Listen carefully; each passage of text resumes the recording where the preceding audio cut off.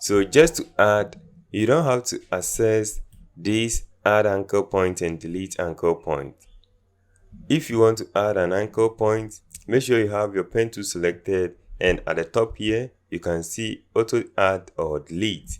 So we can use this one to add anchor point, and you can use this one to delete anchor point. So to make sure you have the work path selected, make sure you hold now the control or command if you are using a Mac and click on it. Click on the path and it is going to make sure it is selected. So this one, make sure that you have the path selected. Then when you come close to it, see how it turns to plus. That means we can add an anchor point. So let me add one here. Boom. And also, if you want to delete, you don't have to access the delete anchor point.